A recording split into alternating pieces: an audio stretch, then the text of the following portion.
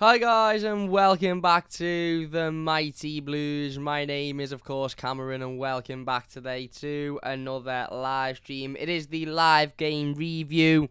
Everton won, Leicester City won at Goodison Park last night. Richarlison scoring a last gasp equaliser to gain the Blues a much needed point as we continue the fight for survival this season. I apologise that the live stream is a little bit late. I've been in work all day and then I was quite busy after work and I've literally just got home from the gym now, so I've only just sat down, had my tea, and I thought we'll jump on here and do the live stream. Listen, let's get the obvious conversation out the way before we actually go into talking about yesterday's game, because yesterday's game, as I said in the instant match reaction, and as I'll say again here, does still very much feel like it was 2 points dropped. Now, were Leicester the team that were more in control? Yes. Did they have the more possession? Yes. Did they control the first half and completely had no issue, in doing that? Absolutely. Will they feel heartbroken because they've conceded the last minute equaliser in a game that they'll feel Everton didn't threaten an awful lot in? Absolutely. However, I still feel like we had the better opportunities to win that game than what they did. And yes, they had a couple. They had a header from Wesley Fofana. They had a couple of shots from James Maddison, which were blocked well by Fabian Delph. But Richarlison's effort in the opening 10 or 15 minutes is arguably one of the worst misses you will see all season. And I love Richarlison, and credit to him. Credit where credit's due. He didn't stop working hard yesterday. He got his head down. He battled. He worked hard. When he continued to press, he continued to fight, he continued to battle, he never gave up, and he got his goal in the end. But that miss is absolutely atrocious. He missed another one in the second half, a free header from a corner, which was again another chance that you would expect your striker to be scoring. Seamus Coleman misses one that you're scratching your head at thinking, how have you managed to miss that chance as well? So I feel like we had the better opportunities to win that game, and I feel like on another day, we would have won it. And I know it's he say, she say stuff. I know you could say, well, on another day, James Maddison might have buried one of his chances. He might have, but his opportunity wasn't as clear as Richarlison being 5 yards out and having an entire goal to aim for and putting the ball out of play, or having a free header in the box and having the entire goal to aim for and putting it out of play, or Seamus Coleman taking 256 years to take a shot at goal when if he'd have actually been a little bit more proactive, it'd have been a goal. Now, it does feel, as I said, for that reason, like it was 2 points stopped yesterday, even though it was a really poor performance by Everton, and that's why there's a weird sort of irony about that. To say it was 2 points stopped, it almost seemed like, Leicester had scored the last minute, equaliser, and Leicester had been the team that were chasing shadows, and we'd been the team that had dominated, and Leicester fans would probably be sitting here thinking, well, hang on, it's 2 points off for us, but, that's just how I feel at the moment. But let's just get, as I said, the obvious conversation out the window, and that is Burnley's result tonight against Southampton. Burnley have beaten Southampton 2-0 at Turf Moor tonight, and whilst that has no direct correlation with yesterday's performance against Leicester, or in fact this review in itself, it obviously has a correlation and an involvement in the relegation battle that we currently find ourselves in. I look at Burnley's running, and I think it's safe to say it is much kinder than ours, especially over the next couple of weeks or so. Couple of games, obviously we've got Liverpool on Sunday, we've then got Chelsea the week after, they've got Wolves at home again, they've got a couple of fixtures that they'll be hoping they can pick points up in, and obviously they're on a little bit of a momentum, I think at the moment they won, obviously a couple of weeks ago, beat Everton. Sean Dyche was sacked. They picked up a really good point against West Ham, and then obviously they've won tonight in what seems like comfortable manner. I didn't watch the game, as I say, I was in the gym, but I look at their fixture list, and I look at the way in which their fixtures are laid out and their performance today, and it does worry me a little bit. It's giving me a little bit of Newcastle vibes, i.e. them going on a similar run as to what Newcastle did, doing now, 14 points clear of the drop, sitting 11th in the Premier League. They're absolutely sound. So that is worrying, and I know there'll be a lot of Blues tonight who will feel much more different now about yesterday's result as to what they did last night when we'd scored the last minute equaliser. There's a lot of Blues last night that were very positive about it. It's a point, it's better than nothing. We weren't very good, and we've managed to get something out of a game in which we weren't very good in. Whereas today, the overriding feeling I think will be Richarlison's missed chances, Seamus Coleman's missed chances. We needed to win that game. And as I've said before, and I will say it again, I've got no problem with saying this. If we aren't going to win the home games that we expect to win, Chelsea's an exception because they're a very, very good team, although I still expect Everton to go out and get something next week against Chelsea because we simply can't afford to not get anything. But if we're going to drop points at home to your likes of your Wolves and your Leicesters, who are decent teams, but they're nothing anything to scream and shout about, they're nothing anything special, then we simply have to start picking up points away from home as well. We can't go to Watford and lose. We can't go to Leicester and lose. We need to pick up points in those games. Brentford at home is another vital game as well. Even Sunday, and the overriding feeling about Sunday will be that it's a game that will be one that we won't get anything out of, and that I think is for multiple reasons, not only with it being a Merseyside derby and it being an Anfield, but let's have it right, we're playing probably the best team in the league at the moment. I know it kills me to say it, but they're the best team in the league, so forget who we're playing and the significance of a Merseyside derby and this, that and the other. We are around one of the worst teams in the league at the moment, and we're playing a team that have just wiped the floor with Manchester United 9-0 on aggregate this season. I know we beat Man United the week before, but it will be increasingly difficult to get anything on Sunday. But that doesn't mean that we should write it off. That doesn't mean that we should look at Sunday and think, yeah, we'll just, we won't worry about that one because we're not going to get anything out of it. Same with Chelsea. Will those two games define our season? I don't know. I said last week's fixture against Burnley, or the week before's fixture against Burnley, will define our season. We lost that one. We beat Manchester United. We had a bit of hope. We drew last night, which effectively wasn't good enough. The next two games, I think, are games that, again, if we can get 2 points out of them, I think people will be happy. If we can get a win against Chelsea, I think that would be, again, not beyond the realms of possibility, considering we've done it before at Goodison, and we know it's a different situation at Goodison, albeit yesterday wasn't very good. But I'm looking at Leicester, Watford, Brentford, Palace, all leading up to Arsenal away on the last day of the season. And the reality is, if we are to lose the next two games, which is a very big possibility because of the teams that we're playing and the teams that we're playing just being much better than us, I don't think we can afford to lose any of those games unless we lose one and win the other three. And you look at the games we've got: Leicester away, extremely difficult. Look at last night, but we'll get chances. Watford away, again another team that'll be fighting for their lives. Brentford at home, I think we should be an expected 3 points.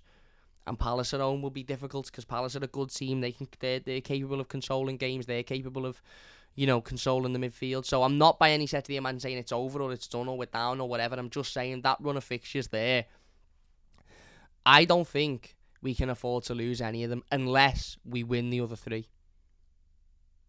I don't think we can afford to lose one of those games and not win the other three. Because I just look at Burnley's running and think it's much easier than ours, and their confidence will be absolutely through the roof now. Absolutely through the roof. Their performance against West Ham was very, very good, very impressive. I haven't watched it today, but I can only assume it was the same. They're playing teams that are effectively on the beach with their flip-flops on because they've got nothing to play for now. We're playing teams that are either fighting for the title, fighting for the Champions League, or fighting to stay up.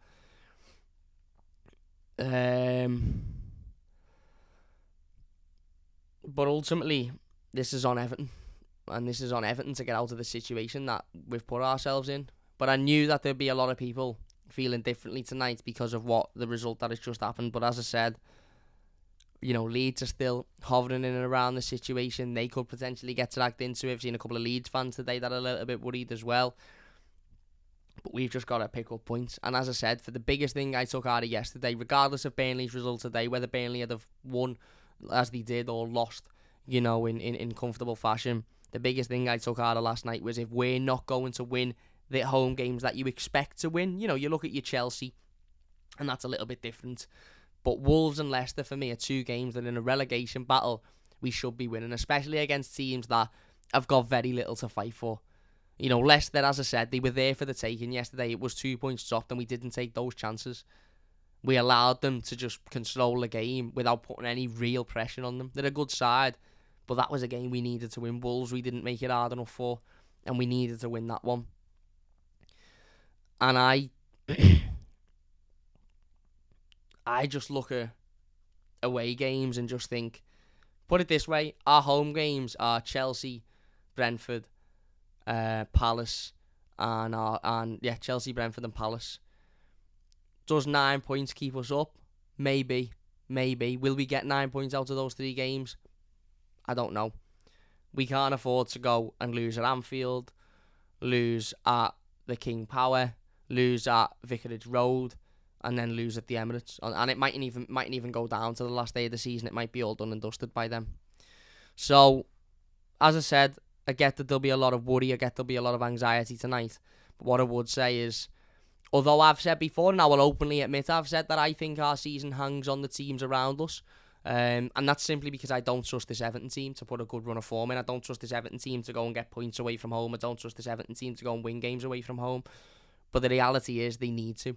It doesn't matter whether I trust them or not. It doesn't matter whether I believe they can or not. The reality is, if they want to stay in the Premier League, they need to. And if they're not going to do that, then can we really sit here and complain if we go down?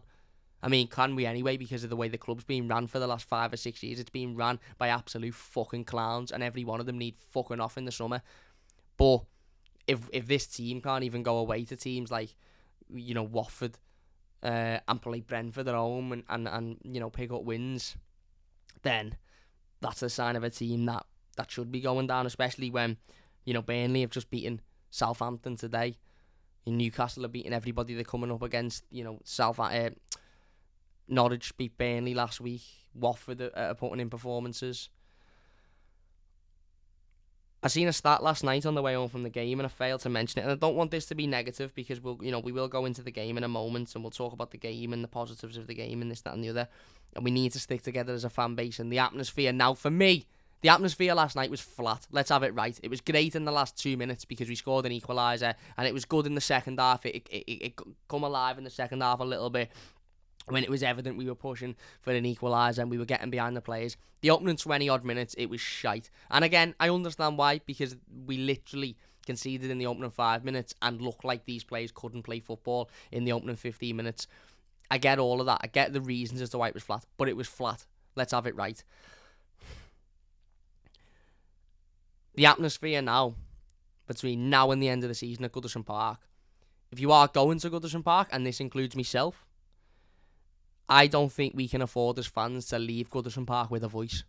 And by that, what I mean is we need to get in that ground, and we need to make sure that by the time we leave that ground, we can't open our mouths and speak, because we've left everything there. Because these players need that. These players absolutely need that. It's as simple as that. They can't perform without a crowd. They can't perform without an atmosphere. They can't perform without fans, being behind them and ultimately, backing them. They can't do it. So the atmospheres at Goodison have got to, and they've been good recently. They've been better than what they have been, but they need to be even better. They simply need to be even better than that. And it's down to these players now to pull their finger out and stop relying on other teams stopping points and put a decent run of form together. As I was saying before I interrupted myself, which I do often, I seen a stat last night on the way home from the game, and I forgot to mention it in the instant match reaction. But last night was the first time since October 2021, so 6 months, that Everton have avoided defeat in consecutive Premier League games. October 2021.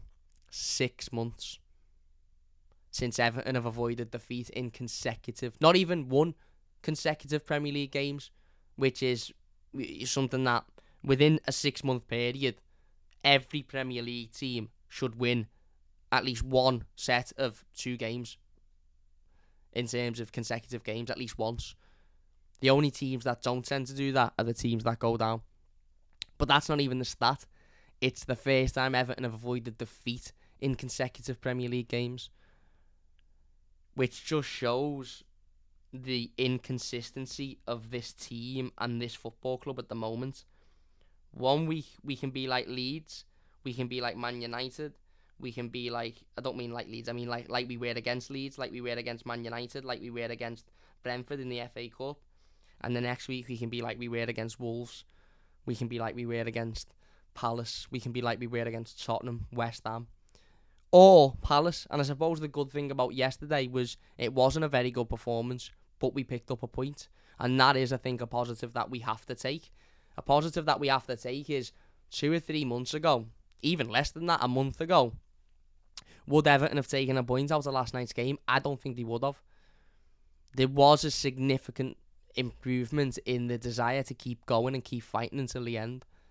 We've scored quite a fair few last-minute goals recently, especially since Frank Lampard's come in, the Newcastle game, that game. And I tweeted out last night, I don't know how many times I can do these last-minute goals because I'm going to have an heart attack at some point. Because I really am. But after watching that, well, after hearing about that Burnley score tonight, I'll take a last-minute winner or equaliser in every game, and I'll just take the heart pain, to be perfectly honest with you. Because we need as many points and as many goals as we possibly can get. But as I said, I do think that is a positive to take from last night. Although I think it's 2 points dropped, and I get that people will be upset and annoyed because of Burnley today. But I think a couple of weeks ago, we don't, i.e. Wolves, for an example, we don't get back in that game yesterday, and we did. We worked hard.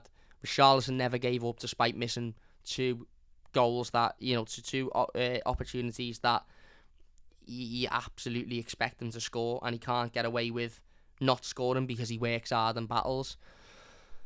And as I said, the majority of the other players, Dele Alli when he come on worked, Rondon when he come on worked. So that's a positive to take from it, is that we're showing more fight than what we have been showing in the last weeks and months. Whether it's enough to keep us up is a different question.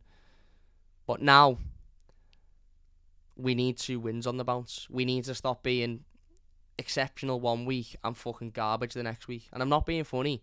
If we played Man United 3 days ago, I'd say, well, the players are obviously shattered. It's a lot to do. And then there was 10 days rest. 10 days rest in between Manchester United and Leicester. There's no excuse for being fatigued. There was no excuse for being tired. There was no excuse for, being drained. There was no excuse for any of that.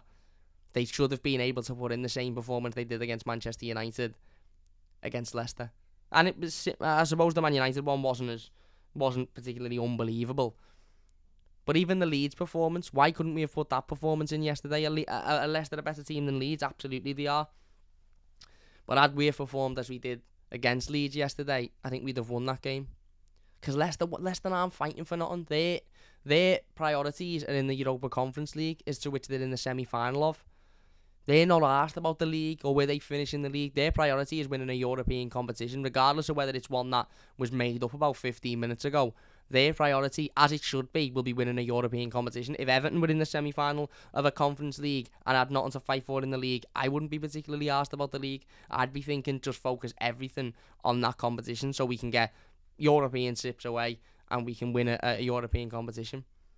They're as on the beach as in terms of Premier League as what Southampton are.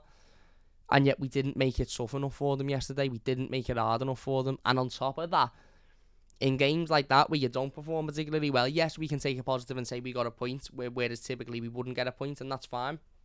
That's fine. But they're the games that you need to win, really. They're the games that you need to look at and go, do you know what? We were shite today, but we've won. And maybe in December, November, January, even February, you'd look at that yesterday and go, we were shite today, but we got a point, which isn't bad. In April, in the position that we're in, and given what Burnley have just done tonight, I don't know if a point is enough. Now, look, a point could be what is the difference between who stays up and who goes down. It literally could come down to a point. But given Burnley play Wolves at the weekend at home, which again, another team that are flip-flops on, not really, they might be in a fight for Europe, but they're 5 points off the European places now, or well, a couple of points off 7th, but 5 points off the Europa League.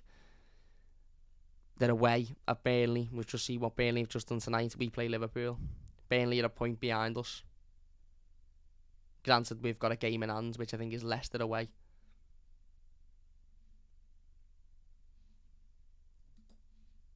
John says Leicester just aren't going to roll over. They're playing for places in Europe. They're not going to roll over, as per se, but they're not particularly fighting for anything. You could say they're fighting for a place in Europe, but their focus is on the Conference League, clearly, because they're in a semi-final. Their focus is on getting as far in as that, saving players for that. They had Johnny Evans at fucking centre-back, for fuck's sake. He's about 382.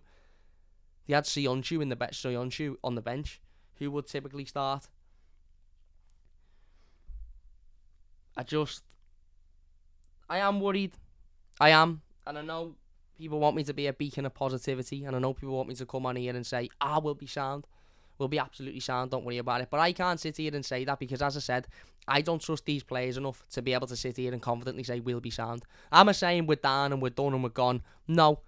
Because I know these players are capable of a Manchester United performance, of a Leeds performance, of a Brentford performance. And if we can put even just two of them on the bounce together, then we could be okay. And as I said, if Burnley get one hammering, which is again, not beyond the realms of possibility. They didn't spend as much as Newcastle did. They I don't think they're in as good of a position as Newcastle are. So if Burnley get one hammering, then that bit of confidence, that bit of momentum might just blow away. But as I said, I don't trust these players enough to sit here and go, yeah, we'll be absolutely sound. At the minute, I don't know. I really, really don't know. I'm 50-50. And that's scary in itself. If you to ask me, Cam, do you think we'll stay up? I honestly, I don't know. I'm terrified of our away games. And we don't even play, other than them lot on Sunday, which is obviously goes without saying, and we will be live with the preview to the Merseyside derby tomorrow, by the way, so don't forget to join us. Be earlier, be around 5 o'clock for that one. But the games we play away, Leicester, as I've just mentioned, we play Watford, who we should be beating. Arsenal away is tough. But again, we mightn't get to that. So there's games there that can be won, but the mentality of these players away from home needs to change.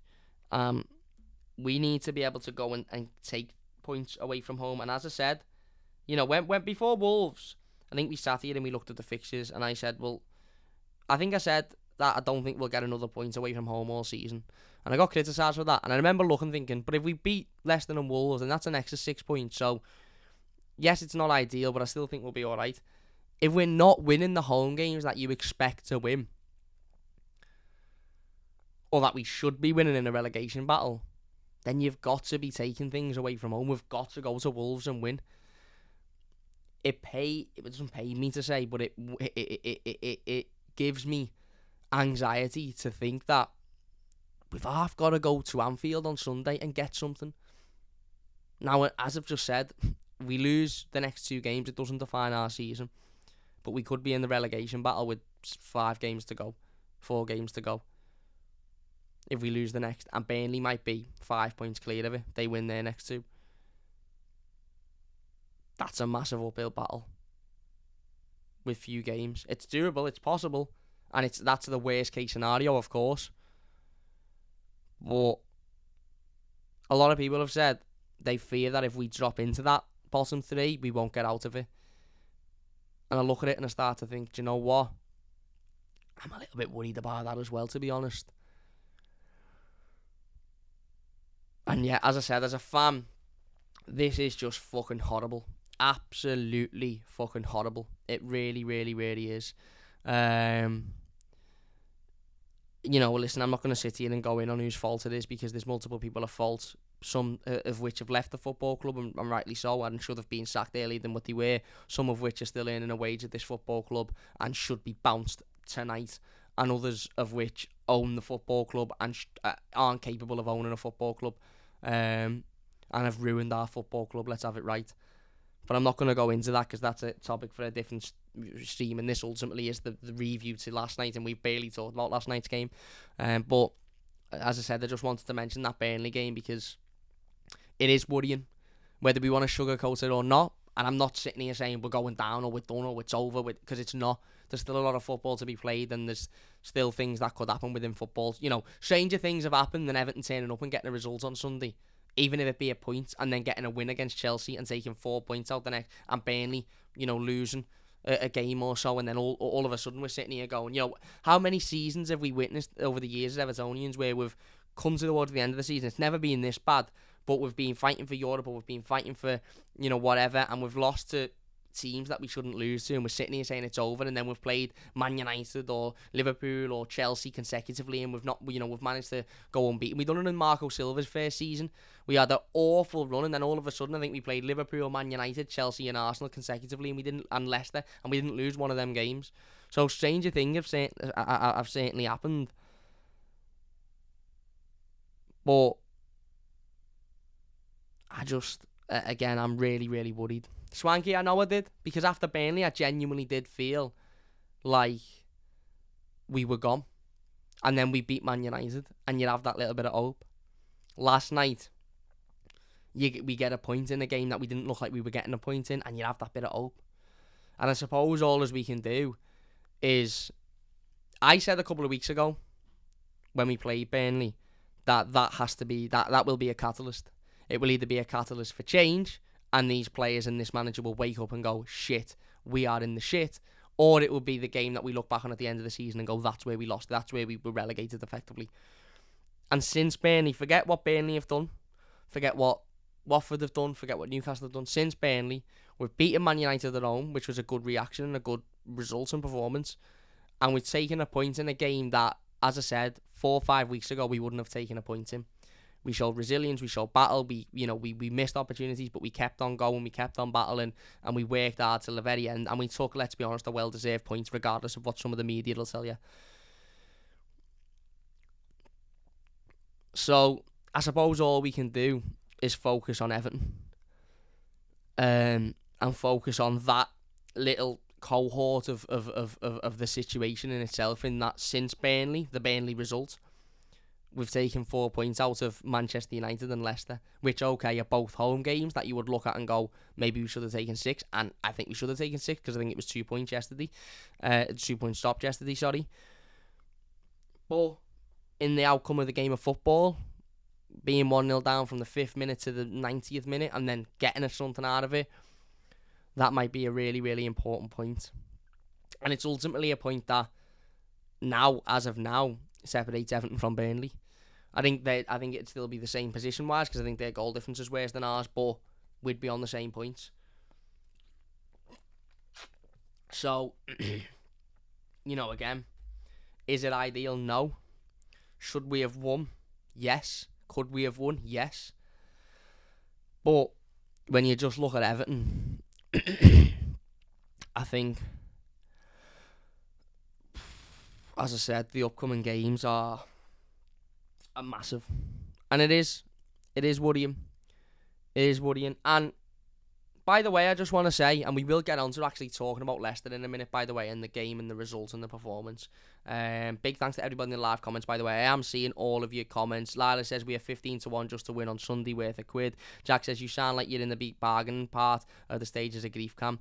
I am. So he says, sorry, mate. I'm not even in the beginning parts, mate. I'm probably towards the end now. And only 15-1 for us to win on Sunday, by the way, Lila. That's a joke. Our goal difference is worse. Their goal difference is better. So we'd have been in the relegation zone if it wasn't for that point. Max Peter says that. So does John. Send me the book, says Jack. I don't know whose book. Alex says, I've written off these next 2 games. Let's be realistic. Let's not concede too many goals. Send your book, Lars says. Jack. Martin says, Watford, Everton, Man United treble at the weekend. 1,500-1. Well, I hope it doesn't come in, because I hope Watford don't win for you, mate. Don't put it on. Where are we? I don't know why there's Liverpool fans in here. I don't know what you get out of being in an Everton stream. If you're not going to come with anything constructive, I don't know what you get on your Thursday night of being here at whatever time it is, 11:25. I really, really just don't get it. But anyway, there you go.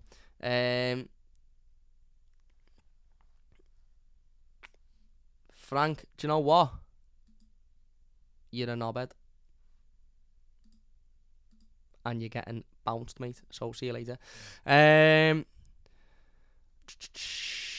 Keep it to single figures. Jack says, Robbie says, Man United stank the place out. They did. Bet we take the lead at Anfield in the first 10 minutes, says Lila.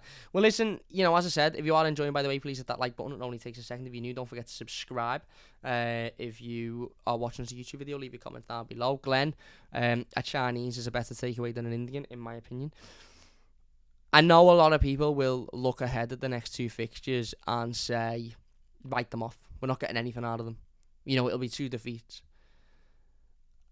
I know and I understand why fans feel like that, and I completely get it. I absolutely completely get it. The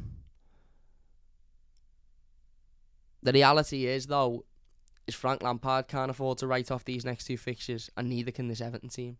Because although these 2 mightn't be season defining, and although these 2 we might lose and then still manage to stay up if we go on a decent run post these 2 fixtures, the reality is that the games of football that are there to be points taken out of. And will it be difficult? Of course it will.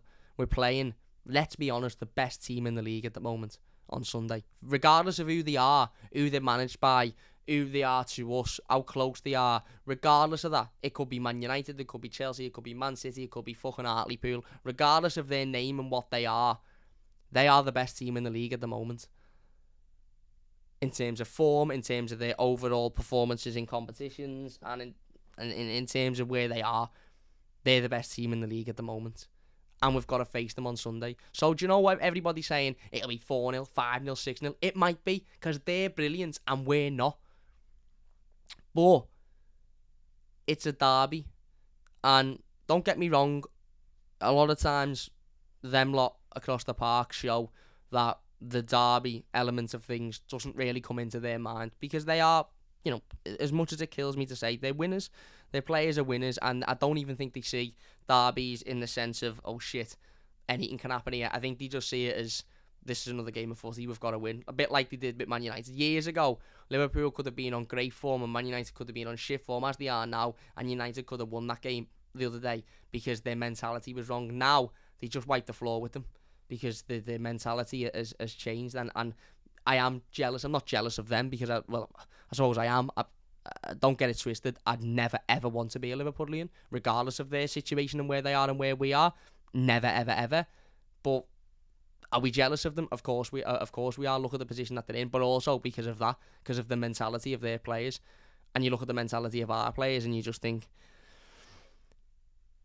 it's not good enough. The reality is, though, it's a game of football on Sunday, and it's a game of football that we need to give everything in. Tactically, I don't know how Frank Lampard will approach it. He would be silly to go toe-to-toe with them. Personally, I would approach it exactly like we approached Chelsea away.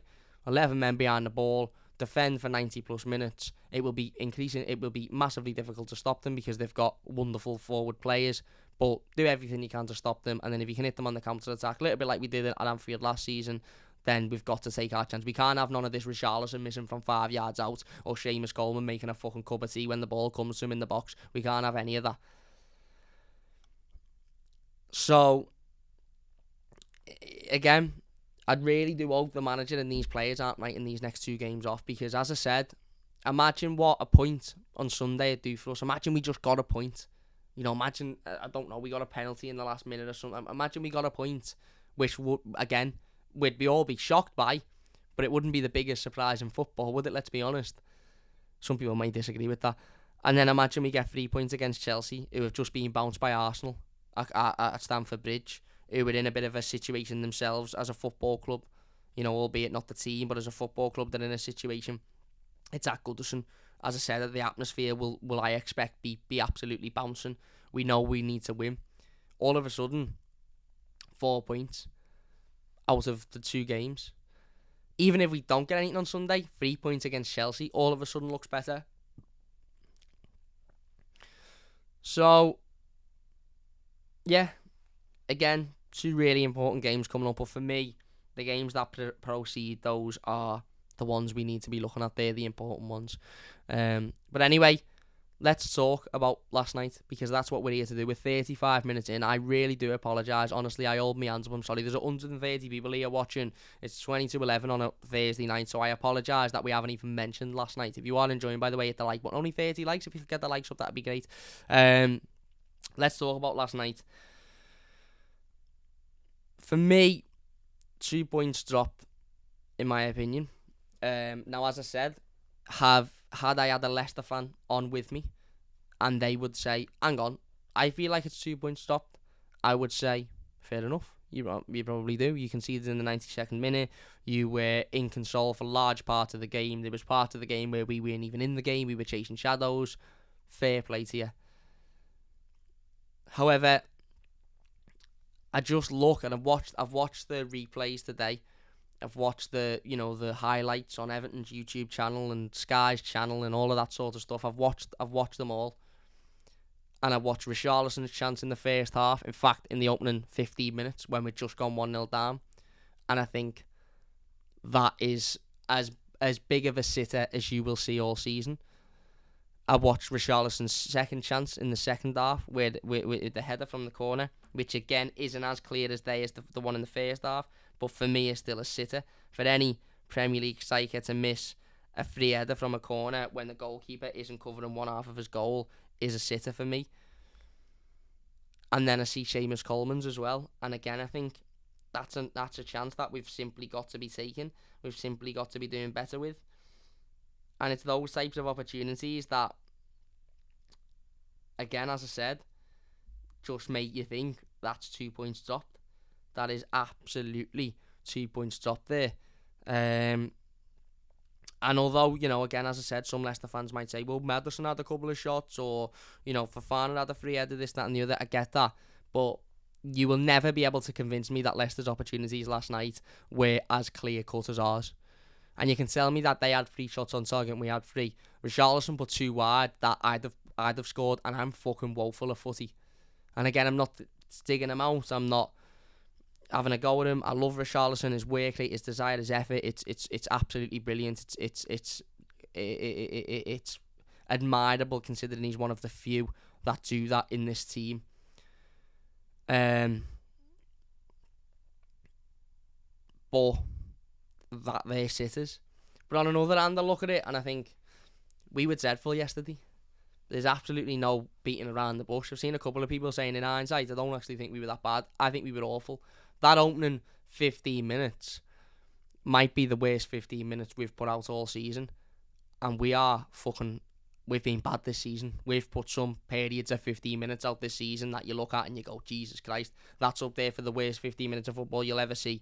Well, last night was one of them. The opening 10 minutes was absolutely embarrassing. Firstly, within literally 30 seconds, and I remember it being 30 seconds because I looked at the clock, which is just above my head, and I've seen 32 seconds. We give them an opportunity. They go through one-on-one with goal. I think it's Iniacho goes one-on-one with Jordan Pickford, and Seamus Coleman comes back and makes an absolutely wonderful recovery challenge to deny what would have been a goal. Let's be honest, a blatant goal. It's then you think, right, okay, that's dreadful, but that's got to be a wake-up call now. We've clearly come out. We haven't woken up. We've given them too much space. We've given them too much time with the ball. We've given them too much respect. Don't let that happen again now. And in any other normal team or normal, as I said, club, the players would go, right, wake-up call that. 30 seconds in. We've given them a chance. We're lucky to not be 1-0 down. Get your heads up. Wake up. Work hard.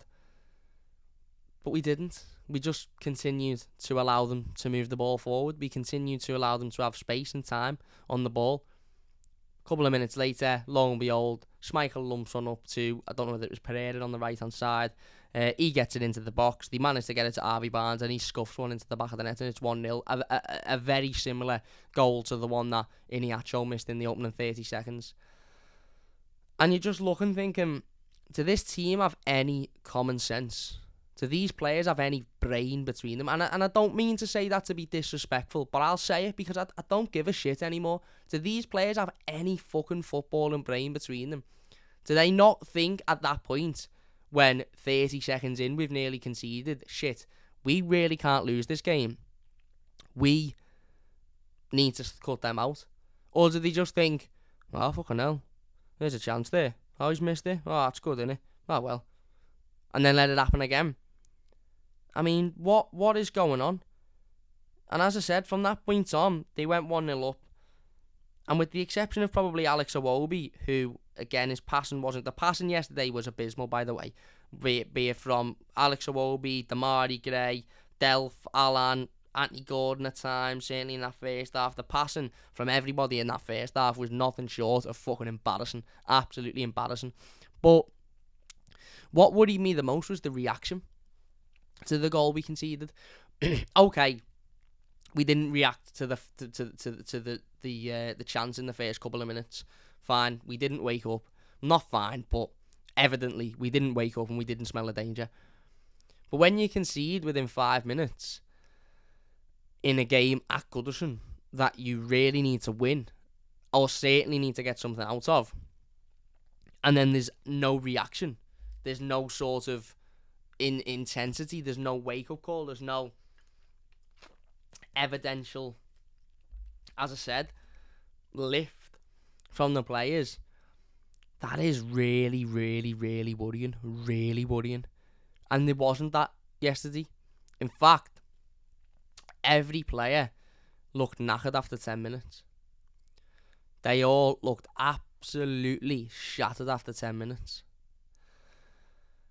Now, for a group of players that have had 10 days off since their last game, and considering Leicester had played 3 times in that period since we'd last played, to look knackered after 10 minutes, players like Fabian Delph, players like Alam, players like even Damari Gray to an extent, the defence, you'd have thought they'd play the game earlier on that day. They just looked fatigued. And it was then where I was starting to look and think, are they fatigued? Can they not be arsed? Have they given up? Are they bored? Are they cold? Are they hungry? What's going on? Because they just didn't look interested. And as I said yesterday in the instant match reaction, we made it so easy for Leicester to just pass the ball around. And I had a comment, I think, on the instant match reaction. And listen, to be fair, I can't remember who it was, but I agree to an extent. Somebody said it's not just about the pressing, we were pressing. Leicester are good on the ball. They're good at moving the ball around. They're a good team. They're good at passing the ball. You know, unlike us, who have got a squad of players who evidently can't pass a football 5 yards. Leicester have got a squad of players who are competent passers of a football. Harvey Barnes, James Maddison, Dewsbury Hall, Mendy in the midfield. They can all pass a football. The defence can pass a football. And there was 4 or 5 occasions in that opening 20 minutes where they cut us open completely with one ball. But my point was, yesterday, and it remains the same today, we never put any pressure on them whatsoever.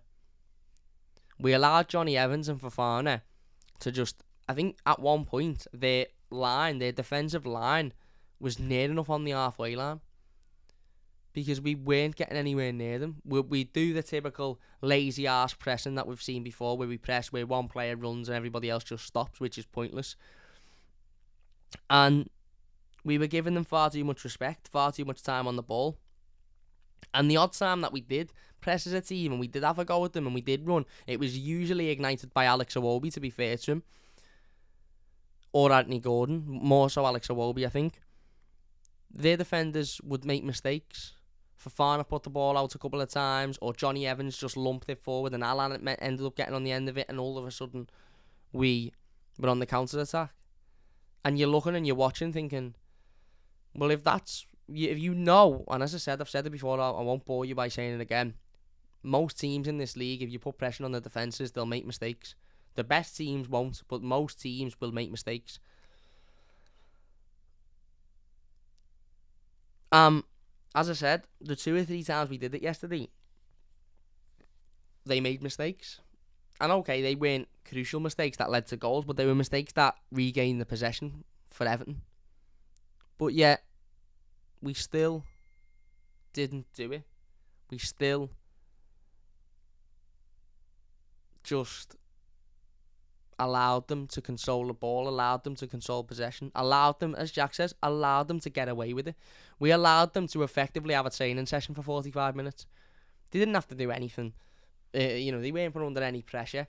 They weren't put under any real, as I said, fight or passion. We just allowed them to have a kick about. Do you know what it reminded me of? Do you know when you go out with your mates or you've got a Sunday league game? Nice, John.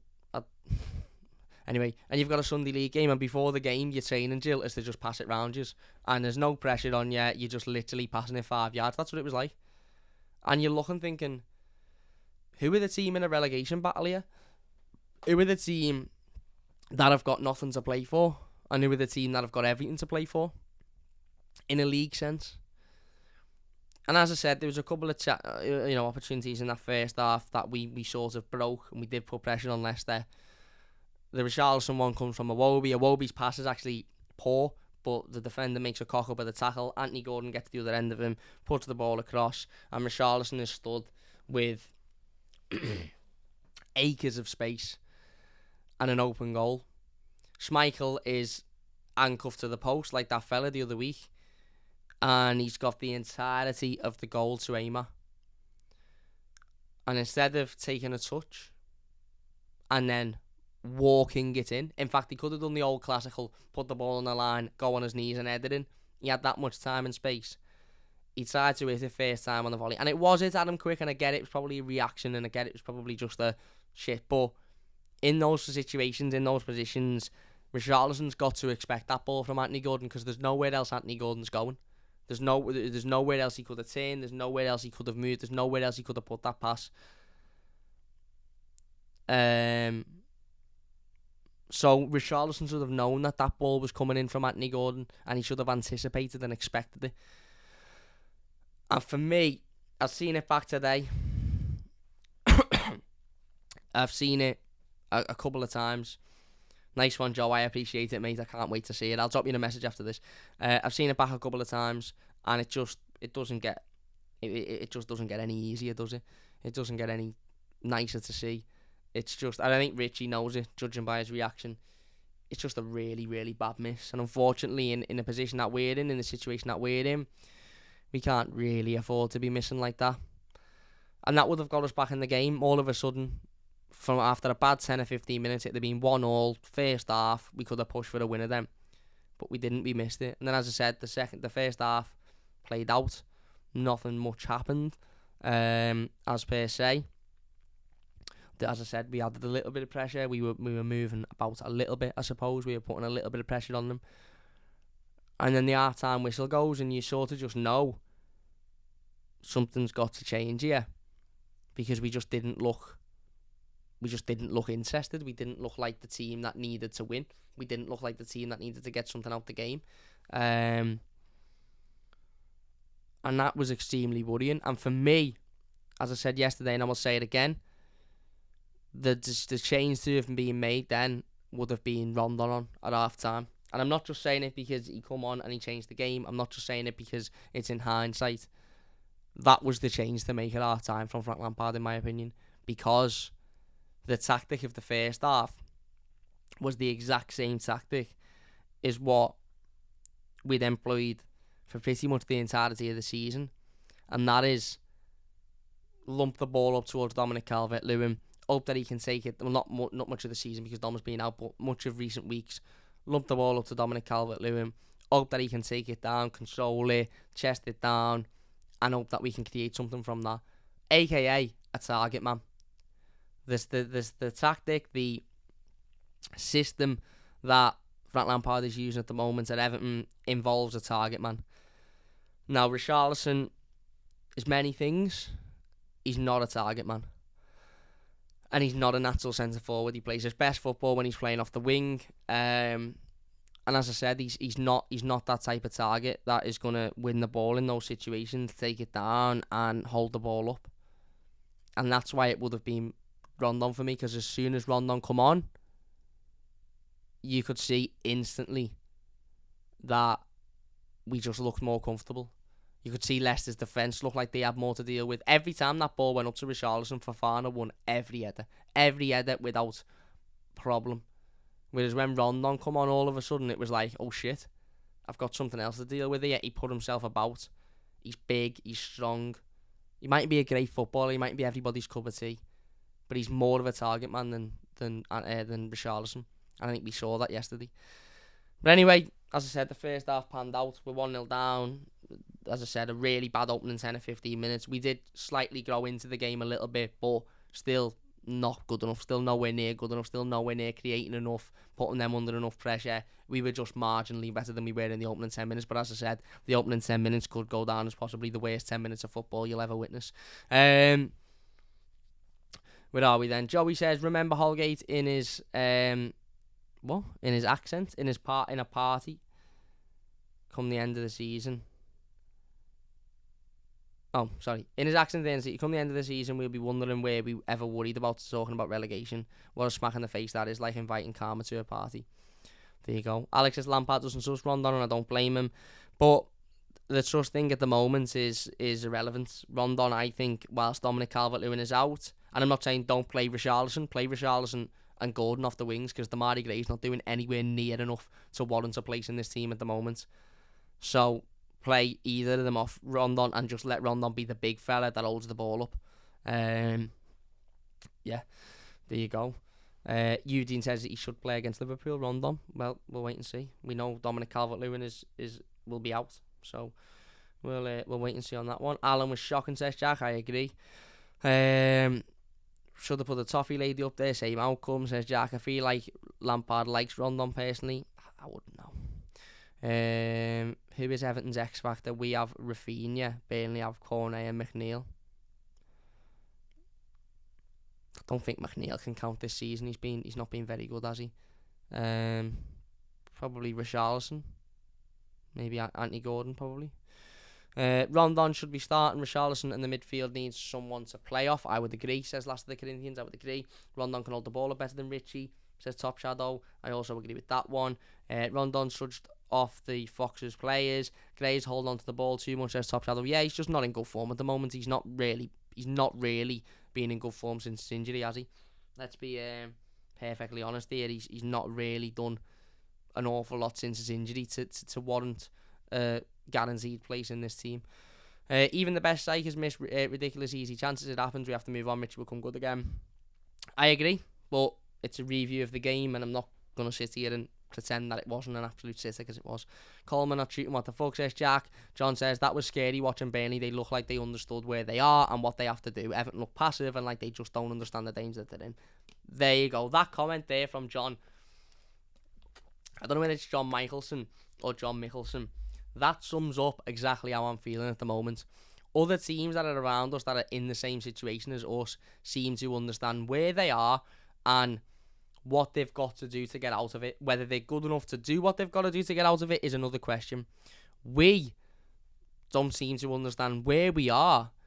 And I agree. Brilliant word, John. We seem a bit passive. That was what I would describe the opening 20 minutes of yesterday's game. Just passiveness. Even when we conceded, just passiveness. And it's so worrying. It's so worrying. And yeah, as I said, the first half, other than the odd bit of attacking play towards the end of it, and obviously Richarlison's chance, we were so passive. We look like the team that were in the flip-flops. We look like the team that were comfortable and had nothing to fight for.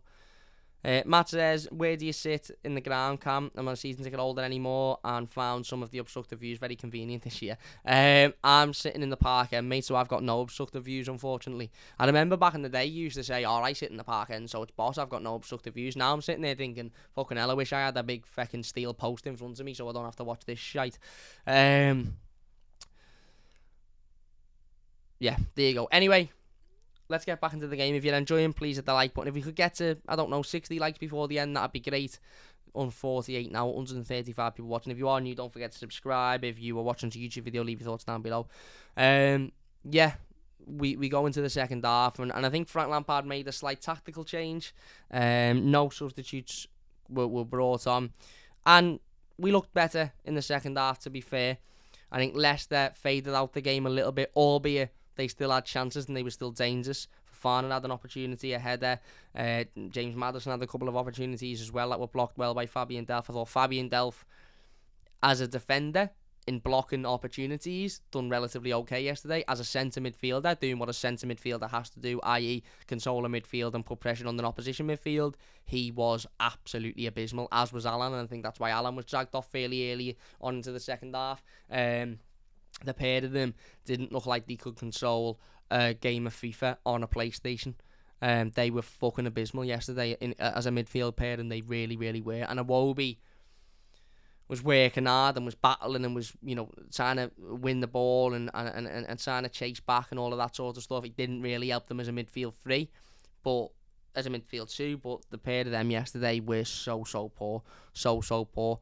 But as I said, again, the start of the second half, Leicester are still comfortable on the ball. We're still not putting much pressure on them. I think the atmosphere started to grow a lot more as Evertonians around the ground started to realise, oh shit, if we don't pick this up here, we're in serious shit.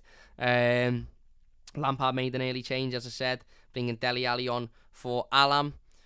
Dele Alli come on.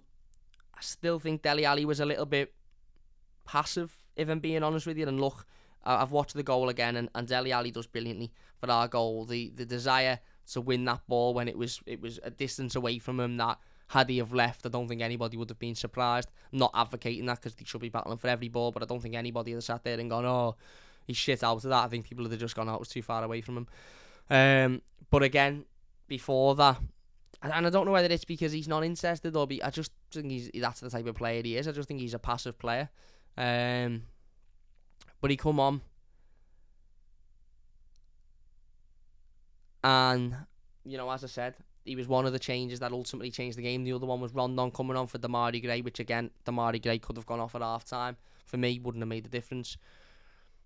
And I was screaming from about the 60th minute, 70th minute, whenever it was that Rondon come on, until we scored the equaliser, for Frank Lampard to make that third substitution.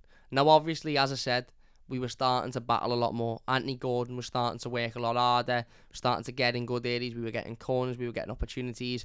Richarlison misses a blatant one from a corner, a header, which again is a sitter. Seamus Coleman misses a blatant one where he decides to wait and not shoot. Again, not good enough. But we could see we were piling the pressure on.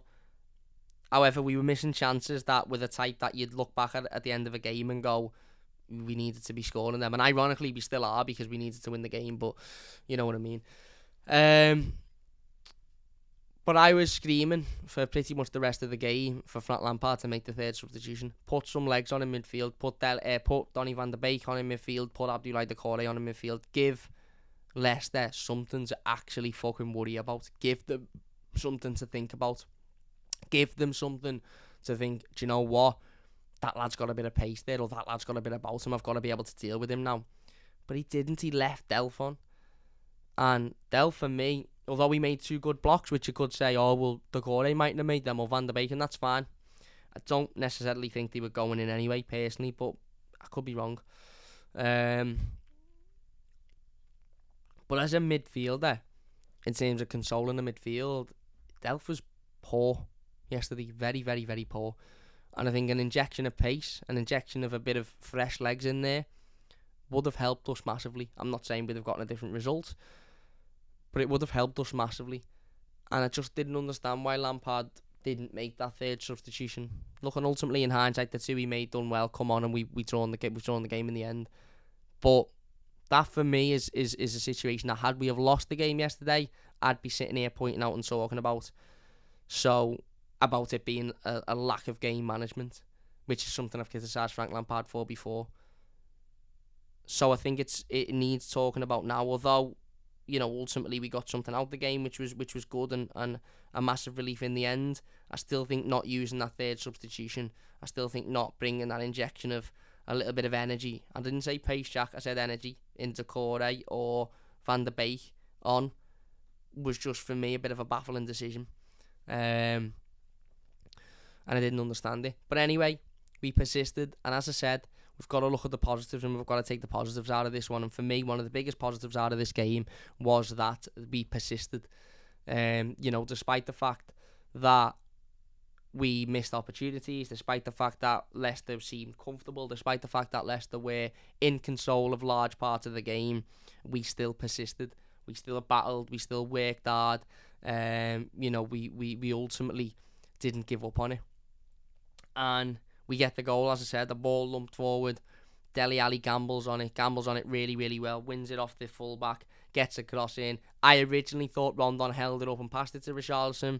He didn't. It sort of just hit him and went to Richarlison. And then Richie scuffs it in. Ironically, the hardest chance of the three that he had. He scuffs it in, 92nd minute. Goodison Park is in absolute, aesthetics again, as it was against Newcastle, as it was against Arsenal. It wasn't a winner, which is disappointing because it could have been a winner. It could have easily been a winner.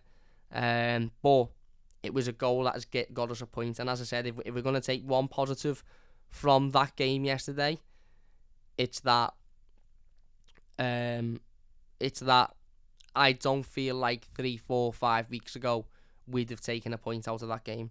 I feel like 3, 4, 5 weeks ago, that would have been that one that we'd be sitting here today talking about a loss, and a loss in which we didn't show much heart or didn't show much desire or weren't particularly great in. Whereas now we're talking about a game that we weren't particularly great in, and we looked lackadaisical and we looked, disinterested, but we still got a point out of. And that point is now what separates Everton and Burnley, ironically, after their win tonight. So whether it will separate Everton and Burnley at the end of the season is to be seen. And there's still a lot of work to do, and I feel like getting points in that manner won't be enough. We need to start winning games, and we need to start with two consecutive wins will do on the bounce. But that could be a big point. And as I said, if you take isolation, the last 2 games, 3 against Man United, 3 points against Man United and a point against Leicester, as I said, first time we've avoided defeat in consecutive Premier League games since October 2021. We've ultimately just got to look at ourselves now, not worry about Burnley or their form or who they're playing. Just look at ourselves, and hopefully, as much as this might make you laugh, try and get something out of Sunday.